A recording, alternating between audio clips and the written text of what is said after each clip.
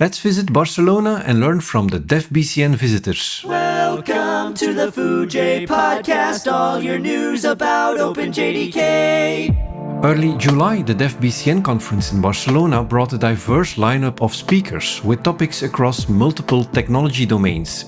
Geert-Jan Willinga took the camera and microphone with him to Spain.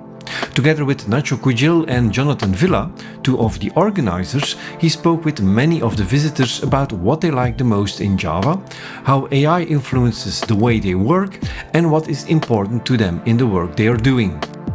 We have more than 20 people who are passionate about the Java community in this podcast and are eager to share their knowledge with you.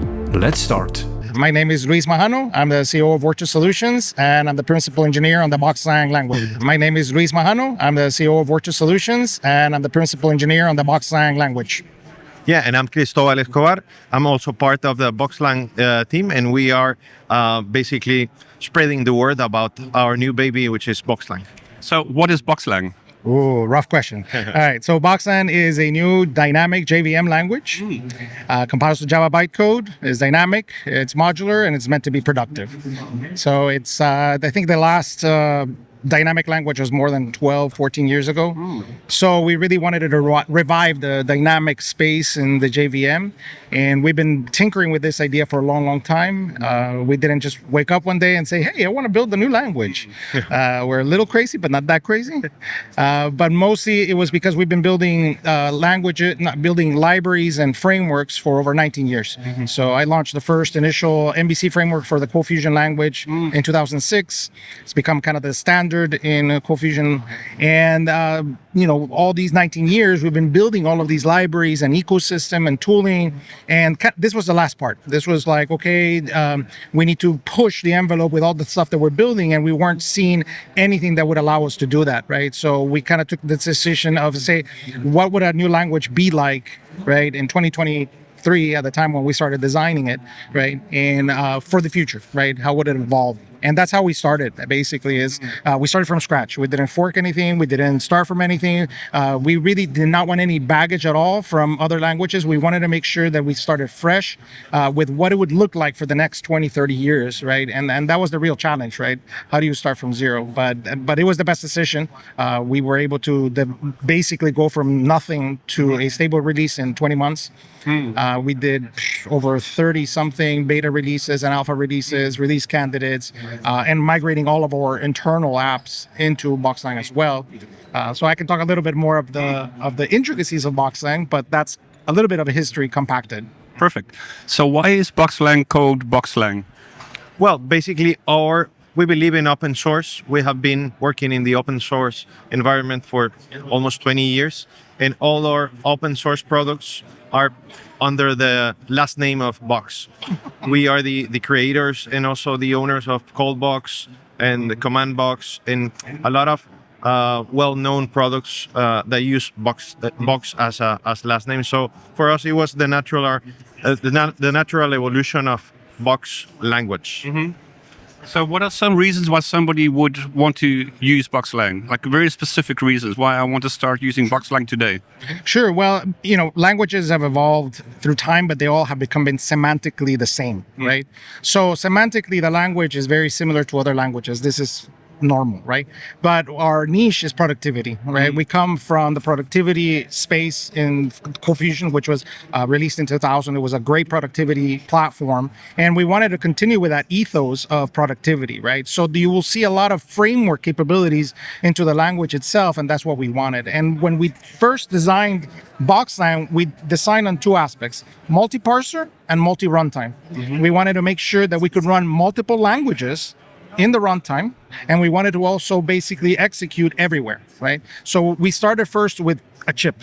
The lowest common denominator where the JVM could run and bytecode can run, that's where we started. And we developed the entire language first at the core level. And the entire language is about 7 megabytes. It is extremely tiny. And right now it's still big because we still have a lot of debugging aspects around it that are gonna disappear eventually. So it'll probably go even down, right? And fast, right? We can even start, repos and servers and everything extremely fast, probably faster than anything in the JVM. And so that was our first kind of focus. And then we did multi-parser, right? We have a history of 19 years of the Cold Fusion language that we wanted to bring on day 0. And we did, right? We designed the parser to be able to parse different languages and all transpile into our BLAST, which is our aspect syntax tree for BoxLang, right? So everything basically has a transpilation layer that goes into the BLAST, and then the BLAST goes to bytecode, right? So that was a big focus of ours, to bring basically 3 ecosystems from day 0, Java, Cold Fusion, and BoxLang from day 0. So this was very unique, very niche, and the entire language is also event-driven. Okay. Right? And this was also important because we saw the huge benefits of this in our frameworks, is that everything that works through interceptors and observer patterns was so easily decoupled, right, that we could grow it. So that's why our core is extremely tiny. And then basically there are events being emitted everywhere. When a class compiles, when a class is loaded, when a class is constructed, when a function pre-function, post-function. So you can listen to all of these things to basically do tooling and extend the language into more framework capabilities. So that is extremely unique into BoxLang. So what does a hello world look like? I'm setting up my very first BoxLang application. Yes. The simplest one. How does it look? Sure, you create a file called hello.bxs, which is scripting, and you put print line hello, and you're done. That's it. That's it. There's no encapsulation class around it, no methods. Yeah, well, that is the method. Yeah. That's the simplest one. Print line, Yeah. you're done. Okay, and what would be the next logical thing after that? Okay, we can do a class. So we can do class and then create a function called main and then say print line hello. And that's it. By convention, so we do a lot of convention by configuration. ColdBox was the first conventions by configuration framework in the CFML space. And so we have a lot of conventions into the language itself. So by convention, it will find the main function, it will execute it, and that's it. So is there integration with Java, for example, that you could call from the one to the other? Yes. So And in which context would you do that? So we really wanted to make sure that this worked very well, right? Because we've always wanted this in our tooling. So you can actually use Java in BoxLang natively, or you can use Java in BoxLang natively. So you can go either way, right? So if I am building a BoxLang application, I can import Java classes just as normal, use Gradle, use Maven, right? By convention, you could put it into a lib folder and everything will become alive in the class loader hierarchy that we have in BoxLang. And then you just say import like normal Java. We'll take care of the reflection, not a reflection, sorry, the invoke dynamic, because there's no reflection in BoxLang.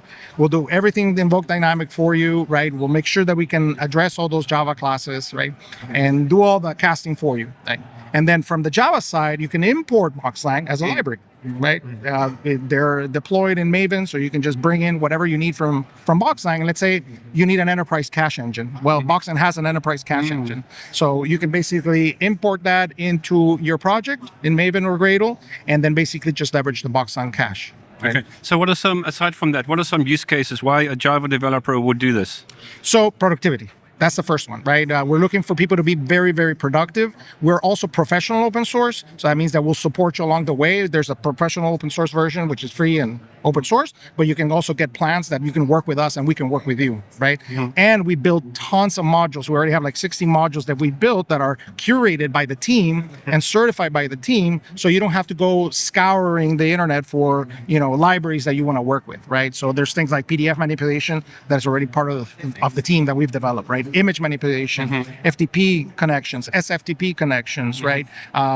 Disk abstractions, right? The password securities. So we've really focused on all these 19 years of all the tools that we've built, and we want to build them as modules. So basically the community can consume them and they're just part of the language. Makes sense. Just use those that you need. I mean, you are not forced to take all or nothing. Yeah, you're basically building them in modules. Makes sense. So what does the documentation and the community and forums and mailing lists and things like that look like? Sure. So documentation is a sweet, dear thing of mine. That's actually how ColdBox became very famous, is because I decided from day one that if it was going to be professional open source, it had to be documented. So I'm a weirdo in that space where they call me the documentation weirdo, but it's so important. So our book is already written. It was actually written before the code was done. Nice. So we believe a lot in documentation-driven design, and we basically have an entire book at boxlang.ortusbooks.com, which is available. It is a live book. It is available, and we'll basically create, physical printed books out of that. But we're very finicky and very nitpicky about it. Actually, every single function has to be documented by the developer or by AI, right? But we're big believers in documentation. We've created a lot of tooling just so developers can find what they need. So that's super important for us.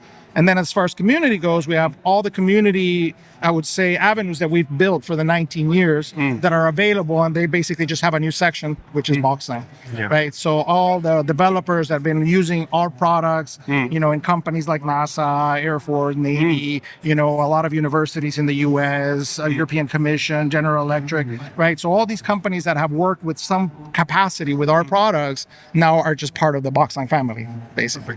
I think it's also important to mention that we have an e-learning platform, which is called BoxLang Academy, with all those videos. I mean, a lot of people learns easily with videos and not reading nowadays, especially younger people. And there's a lot of material about how to get started using BoxLang in that platform. So that would be important for anybody that wants to join the movement. Perfect. So, final question: where do you see BoxLang going next? You know, what's on the roadmap? What are the features that are coming? The things that we believe. I mean, we have been part of a big community for a lot of years. So we believe that those new features and the roadmap should be driven by the community. So we are very open, and our aim is to respond really fast to community requests. So we have a plan. Obviously, we have a plan, which is in our website, but we are very flexible and we are very open to new suggestions. That's perfect. Very important for us.